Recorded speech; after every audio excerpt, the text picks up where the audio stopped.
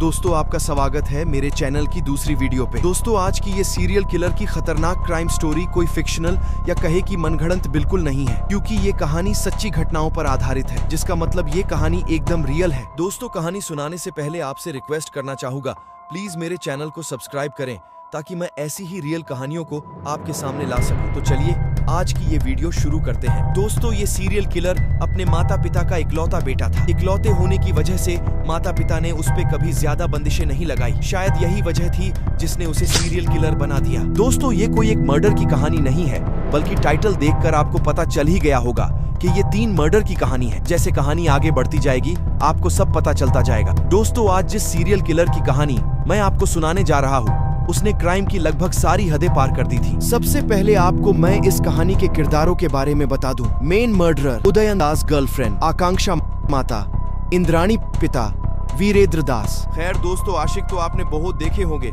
पर इस वीडियो में हम जिसकी बात करने जा रहे हैं उस सिर फिरे आशिक ने अपनी लवर का मर्डर करने के बाद उसकी बॉडी को ही अपने बेडरूम में दफन कर दिया था। तो सोचिए इस कातिल की कहानी कितनी खतरनाक होगी। दोस्तों उदयन 17 दिसंबर 2016 को सोशल मीडिया पर एक पोस्ट करता है जिसमें लिखता है, आकांक्षा मेरी जिंदगी है, किसी ने उसे पिन भी चुभाया तो मैं उसके दिल को तलवार से चीर दूंगा। इस पोस्ट में आकांक्षा के साथ उसकी तस्वीर भी है। वो एक और पोस्ट करता है जिसमें वो लिखता है कि इस बात में कोई शक नहीं है कि उसने मुझे पूरी तरह बदल दिया और मुझे अच्छा इंसान बनाया। मैं सिर्फ एक रूल फॉलो करता हूँ, आकांक्षा के दोस्त मेरे दोस्त और उसके दुश्मन मेरे दुश्मन। उदयन के इन पोस्ट से कोई अंदाजा भी नहीं लगा सकता कि वो जिसे अपनी जान बता रहा है अंत में उसकी ही जान ले लेगा। दोस्तों हाँ, ये सच है कि उदयन ने आकांक्षा को कुछ टाइम के लिए अपनी हमसफर तो बनाया था, मगर उससे कभी मोहब्बत नहीं की, क्योंकि जिसके जहन में हवस हो उसके किरदार में कभी इश्क हो ही नहीं सकता। और आकांक्षा के पहले भी उसने कई लड़कियों को अपने जाल में फंसाया था।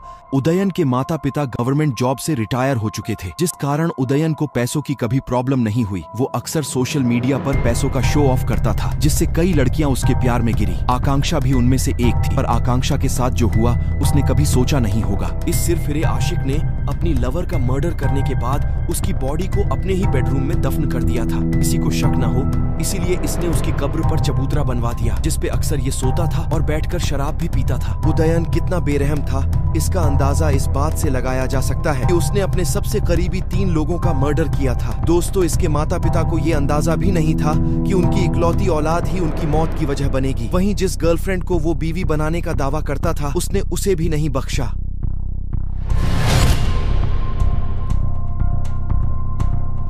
पश्चिम बंगाल के बांकुरा की रहने वाली आकांक्षा उर्फ श्वेता एक सीधी साधी लड़की थी। साल 2007 में आकांक्षा की दोस्ती सोशल मीडिया पर उदयन से हुई। दोनों के बीच काफी बातें हुई और उनकी दोस्ती कब प्यार में बदल गई पता ही नहीं चला। सोशल मीडिया से शुरू हुआ उनका ये रिश्ता मुलाकातों में बदल गया। उनका ये रिश्ता 7 साल तक ऐसे ही चलता रहा। ऐसा लग रहा था मानो आकांक्षा उदयन के प्यार में पागल हो गई हो और वो किसी भी कीमत पर उदयन को खोना नहीं चाहती थी। इसलिए उन्होंने अपनी जिंदगी का एक बहुत ही बड़ा फैसला लिया।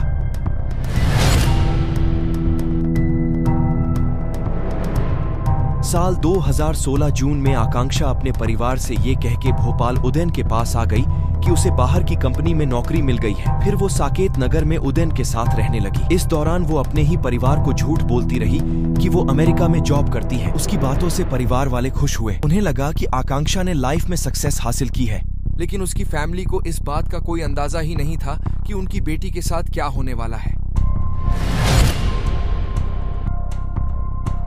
दोस्तों इसी साल आकांक्षा ने अपने परिवार से बात करना बंद कर दिया। उसकी फैमिली ने उससे बात करने की बहुत कोशिश की, लेकिन कुछ पता नहीं चल सका। जाहिर सी बात है कि सबकी फैमिली को ऐसे टाइम टेंशन होती है। उसके घर वालों को भी उसकी चिंता सताने लगी। दोस्तों दिसंबर 2016 जब बेटी ने कोई बात नहीं की, परिवार वाले हताश हो गए और थाने जाकर आकांक्षा की गुमशुदगी की रिपोर्ट दर्ज करवा दी। जब उसकी फैमिली ने पुलिस को सारी सिचुएशन बताई तो मामले की गंभीरता को समझ के पुलिस ने उसका नंबर ट्रेस किया। उसकी लोकेशन भोपाल में मिली। पुलिस को पता लगा कि आकांक्षा भोपाल में उदयन नाम के लड़के के साथ रह रही है, तो बांकुरा पुलिस टीम तुरंत भोपाल आई, लेकिन स्टार्टिंग में उन्हें कुछ खास जानकारी नहीं मिली। फिर जब भोपाल पुलिस की मदद ली गई और जांच आगे बढ़ी तो दोस्तों पूरे मामले का सनसनीखेज खुलासा हुआ, जिससे सभी चौंक गए। दोस्तों जांच के दौरान पुलिस को पता चला कि उदयन ने अपनी लवर आकांक्षा की पिलो से मुंह दबाकर हत्या कर दी। पुलिस से बचने और किसी को पता न चले इसलिए उसने बॉडी को अपने घर के बेडरूम में ही दफना दिया और उसके ऊपर चबूतरा बना दिया। पुलिस ने वो चबूतरा तोड़ा तो आकांक्षा की बॉडी के कुछ पार्ट्स मिले।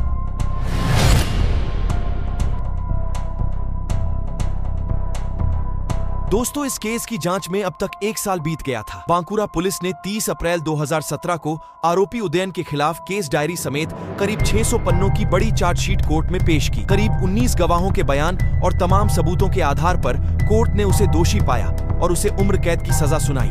दोस्तों अब तक जो आपने सुनी वो इस सीरियल किलर की आधी कहानी थी।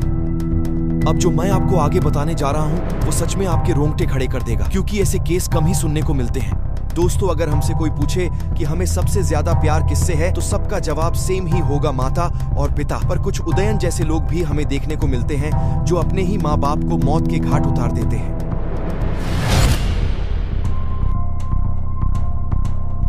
खैर दोस्तों जब पुलिस आकांक्षा के मर्डर की जांच कर रही थी तो उन्हें लगा कि केस सिर्फ आकांक्षा के मर्डर तक ही सीमित है। उन्होंने उदयन से उसके माता पिता और परिवार के बारे में पूछा, जिस पे उसने कोई सही जवाब नहीं दिया। थोड़ा स्ट्रिक्टली पूछने पर उसने जो खुलासा किया उसने सभी को हैरान कर दिया। दोस्तों उदयन ने न सिर्फ अपनी लवर का मर्डर किया था बल्कि उसने तो 2010 में अपने ही माता पिता की भी बेरहमी से हत्या कर दी थी और उनके बॉडीज को रायपुर में बने अपने ही घर के बगीचे में दफना दिया था। बता दूं, आरोपी उदयन का विवाद संपत्ति के लिए अक्सर अपने माता पिता से होता रहता था। उसने लगभग 13 साल पहले मां इंद्राणी और पिता वीरेंद्र दास की गला दबाकर हत्या कर दी थी। फिर उनके बॉडीज को स्पेक्टिक टैंक के नाम पर गड्ढा खोदकर बड़ी ही चालाकी से अपने ही घर के बगीचे में दफना दिया। पहले उसने पुलिस से झूठ बोला था कि उसकी मां अमेरिका में रहती है और उसके पिता की किसी गंभीर बीमारी से मौत हो गई है, जबकि सच कुछ और ही था। उसने पहले अपनी मां और फिर पिता की हत्या की थी।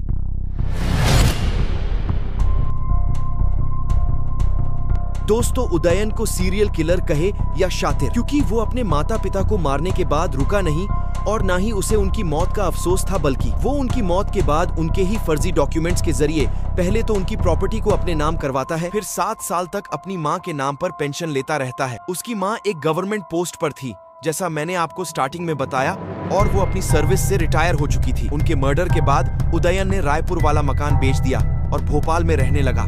पर कहते हैं ना दोस्तों के क्राइम को चाहे कितनी भी चालाकी से क्यों न किया जाए, वो अपने क्राइम की वजह से कभी न कभी फंसता है और सलाखों के पीछे आ ही जाता है। क्रिमिनल चाहे जितना भी तेज हो, उसका सच एक न एक दिन सामने आ ही जाता है।